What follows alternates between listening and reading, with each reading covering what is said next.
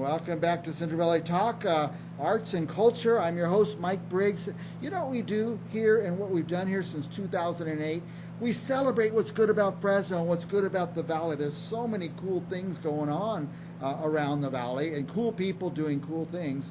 Our guest is Loyd Vandergriff, who is a singer-songwriter. That's correct. And you're making cool things happen. Yeah, I've been involved with it for quite a while, probably since about 2001 or so, writing my own songs and getting a band to go in the studio and we'll do some of my stuff. I originally only intended to do one CD back in 2006 and called The Real Stuff. It turned out to be pretty successful. So I just kept going, did another one in 2008, but it's totally a hobby. It's a hobby, yeah. I feel good. I'm lucky to be able to write good lyrics and come up with some good rhythms and stuff like that. Then I just have to get guys to come in and play with me, go in the studio and translate my music and kind of into reality.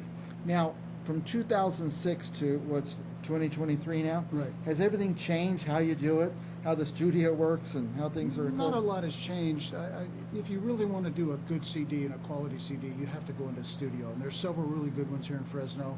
Yeah. I've been at Fast Track Studios, I've been in Cobalt, and I've been at Pyramid Studios.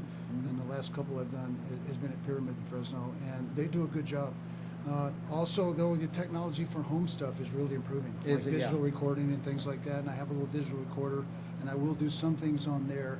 But if I really want to get a quality sound and get real, in other words, have it very competitive with other things, other musicians that I compete with, you really need to go into a studio.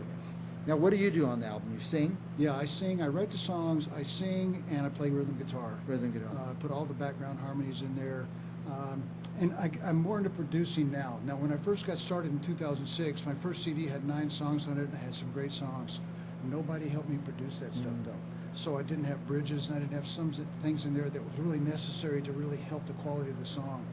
And as time went on, I've learned how to do that. So now, I'm confident when I do write a song and record it, at least the structure of the song is going to be real good. Right. Now, I want to ask you about this. You brought a CD. Yeah. Now, here's how I get music now. My kids have kids, so they help me do it. They put this Apple Music on, and I just say, play such and such a song, and it plays. Right. So people are they buying CDs? No, they're not buying CDs anymore. In fact, my new car I got a new RAV4, doesn't even have a CD player in it. A CD player. I put this one out, Best of the Human Project, or Essential Human Project, 6 or 7 months ago. I just wanted to have the copy, and a few people bought it, and friends and things like that, but the market for singer-songwriters and recording artists, unless you're real famous and upper tier person, they're going to download it only. They're going to get an MP3, they're going to get it on Spotify, iTunes, Apple Music, and that's how they get their music today. Is that for younger people, or do old people do that too? I think old people might have a tendency to buy the physical copy more because they're old school and they like that. But really, the trend is totally one thing is this is a it. collector's item. Right. I mean, in 10 years, 20 years, it becomes more and more valuable to you. I say, hey, I knew that guy, right. and I got a CD still. Well, you know, really, the reason I'm still doing this, and I am going to do one more of these in 2024, put out one more of these Central Human Project, but I do it just for that reason. It's a good heirloom, it's a good collector's item, and as it sits around for a long time, you just never know what might happen. Now, what Human Project, what's that all about? The Human? Well, I got the nickname The Human in my 20s for various reasons. I like music. You're talking 50-some years ago. Yeah. Okay. They're giving my age away a little bit there, but it's okay, man. You can't dodge it. So I did get the nickname The Human for various reasons. I always have liked music, had good quality stereo systems, all the vinyl and all that. So when I do go into the studio, it's called The Human Project. Okay. And is that the name of the current song, the current album, the current collection, or everything you do? Everything I do is called The Human Project. Human Project, okay. So you see it on the screen there, it's The Human Project. This is the Essential Human Project. Now this is the guitar you play? Yeah. A couple of them there? Yeah. What do you play? I've got a Strat and a Telecaster, and my acoustic is a Yamaha F450 that I really like the tone, and I just kind of bonded with it, so that's what I always use in the studio. It's kind of what you get used to, huh? Oh, yeah. You spend hours and hours and hours with it. So you're still composing music? I still am. As far as really writing a lot of songs that I'm going to go in the studio to record, I'm kind of backed off on that, at least for now. I think I do want to do 4 or 5 more songs in a studio setting. I've been doing a lot more YouTube Shorts, and the reason I do YouTube Shorts is they're a minute or less, and that's where people's attention span is. Yeah. You know, they like the short things. TikTok got it all started. YouTube's doing it now. So I've written several songs, but they're like under a minute or under, so they're applicable to the YouTube short format. That's incredible how things are changing. Yeah. For that. If I put one of my songs on YouTube, like the whole 3-minute song, the retention rate just goes like that because, you know. Our YouTube analytics shows, 10 seconds, 15 how long they're going to hang in there. seconds, yeah. If you're famous and you have a lot of stuff out, you're going to get more views on YouTube, and you'll probably sell more physical CDs. Yeah. But for guys like me, I don't tour, I don't play live, I don't have a manager, I don't have anything going, marketing or anything. I do it all myself. So for me, it's pretty much all downloads as far as the people buying my music. I always tell our staff here, I said, we want to drive our viewers to these people's shop or to this guy's service or something, but you want to drive people to a place where they can download your music. Yeah, pretty much, for me, it's humanrocks.net. That's my website. But we have it up on the screen there. What are they going to find there? What are people going to find there? Well, they'll find my biography, they'll find YouTube videos, they'll find little songs I put on there, and some links that'll take you to my music. If you want to just put in the Human Project and search it, my music will come up. Unfortunately, there is another Human Project in England that's pretty popular, and they get us mixed up. Apple will get us mixed up, iTunes and things like that. So you got to make sure you're getting this Human Project because the American Human Project. The American Human Project, because my music's different. I think they're fizzled out now, but it still has been a real problem for me to kind of sift through that and get the Human Project to where it's not confused. Now, how would you describe your music? What genre? My music is, it's going to be in a blues rock, southern rock, classic rock type genre. I'm older. I was raised on Buddy Holly and Elvis Presley and rockabilly stuff and that kind of stuff, and that kind of got into my system and got me going. Beatles, Stones, that kind of stuff, Young Rascals, Creedence, Steppenwolf, all that. So if you listen to my music, all of those influences kind of come out in my music, and then if you know me and know my style, which my fans do, and some of the people who play with me, kind of got my own little style too. Yeah. Here's some of the titles, gives you an idea. Whiskey. Yeah. Let's see. Riding This Train. Yep. Highway 58. Yep.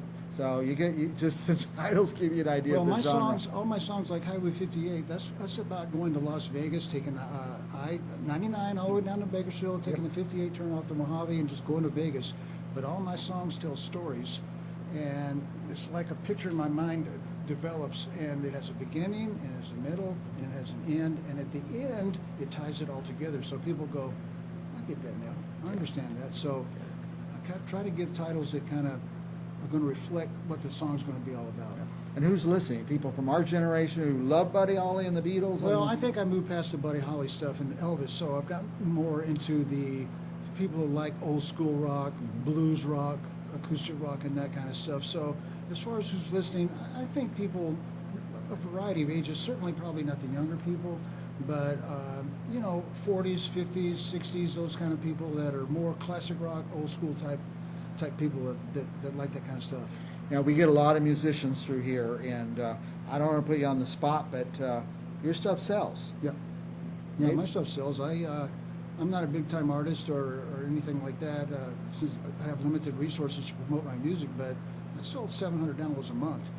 700 a month, wow. That's mostly all downloads from Spotify, iTunes, and stuff like that. So, and I have a good international fan base that download my music, so that kind of keeps me motivated, and it seems to be improving all the time. So I will put out the second Essential Human Project in 2024. In the meantime, I'm just not sure what I'm going to be doing up until that point. Now, you've written every song? On that one, I wrote every song. On most of my CDs, almost all the songs I wrote, 95% of my stuff is original stuff. Now, I'm just trying to get my head around the changes you have to see. Now you put stuff on TikTok. Yeah, I don't do TikTok, but I do a lot of that kind of stuff. YouTube. I do YouTube. How long have you been doing YouTube? Probably quite a while, although I let it go for a while. I just kind of lost interest in it. So I'm back on on YouTube now, but really only focusing on YouTube Shorts. Shorts, yeah. To keep it a minute or under. things like that. I just every time I learn one thing, it used to be MySpace, and then the Yeah. Facebook, and then Yeah. when I get on it, my kids leave and they go to the next Of thing. course. They want to be further away, and I've just started looking at TikTok, and there's some great little music videos on there. Yeah, there's some good stuff going on. But it's like there. you said, I'm watching. The second I lose interest, I swipe, and I'm off to the next thing. So Yeah, I'm on Facebook. It's Loyd Vandergriff. It's just my site, and I also have a human project site on Facebook. I do get analytics on where my songs are bought from or purchased That's from, neat. and it's kind of interesting. Although I don't put a lot on Facebook, a lot of the downloads come from Facebook, Okay. and a lot of them come from YouTube. So what about regions? Like what states or countries? Do you all think? over, all over. United States is the biggest downloader of my music, but I've got downloads in Europe, Asia, so they find it. Someone And the like key to you. the whole deal is you just have to be persistent about what you're doing. I've been doing it a long time. It's easy to give up or to lose hope in the whole thing. But if you put quality stuff out and you just stay consistent with it and keep putting it out there and keep marketing it, even though you're only doing it yourself, finally, and you have the good songs and you have a good product, people are going to start finding it. I was going to say maybe some of the other musicians that come on here, we can't get any on it. Well, maybe they're not that good, Well, it takes a lot of patience and it takes determination, Yeah. and you can't get discouraged. You just got to keep putting it out there and kind of be relentless with it and promoting what you're doing. And I'm lucky because I am retired now, and I was a school teacher for 19 years, and then I ran my own business for 25 years. So running my own business gave me a lot of freedom to still work on this kind of stuff. And now I'll promote it best I can. We're way past time, but I got a couple Okay. more thoughts for you. What's your process to write a song? Does it just come in your head when you're driving your car? Or do you sit down and say, I'm going to write a song now? It can happen any way. Driving the car, sitting there, just sitting around, laying in bed, an idea will come into my head. And once the idea comes into my head, a picture or a story has to start developing. And I write the songs to make that story play out. And sometimes it works and I get it done, it's going to be good, and sometimes it doesn't work so well. But, if I get the song right, it's going to tell a good story from start to finish. It's going to be vivid. People will be able to picture that song in their heads and go, I can relate to that. Yeah. Now, you're writing the words and you add the music later? Does it all happen at once? It's kind of a combination of things. I'll come up with some lyrics, and I'll know right away from the lyrics what kind of music, what kind of rhythm I want to put to it. Is it going to be mellow, slow, or is it going to be upbeat and kind of rocking a little bit? Just by kind of the context or the words that I'm using in it. So just depends. Some will merit very slow, and some will just be rocking. Depends Yeah. on what kind of content I've got in the song. It's amazing how you do that. And do you write it all on guitar, or do you play piano a little? No piano, I just all guitar. All So guitar. I'll start writing, and then I'll just start messing with my guitar. And I do have a little recorder at home, and if I really get into it, I'll lay a track on the guitar, on the recorder, like a acoustic track, and then I can start working with the lyrics a little bit more and kind of develop it a little bit more. Wow, amazing. I love to talk about this stuff, how you develop stuff. Loyd Vandergriff, singer-songwriter. Go to humanrocks.net and check him out there. I got some more information here. Let's see what this says. Loyd is the human of the Human Project, and 8 CDs released from 2005 to 2023. I'm pretty prolific with it. Some of them are download only, so I don't go to the expense of doing a big one. But I haven't released that much. Download. So wherever you get music, go find Loyd's music and download it. We will be back with more Central Valley Talk right after this. Thanks, Mike. We'll leave that on the screen for a minute there. Who does your designs and stuff?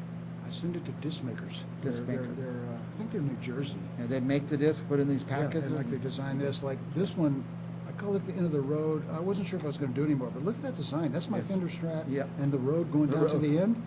And, They came up with that. Yeah, and this Wow. thing, they came up with that. This whole thing, the disc, all of this was $600 for 100 discs. So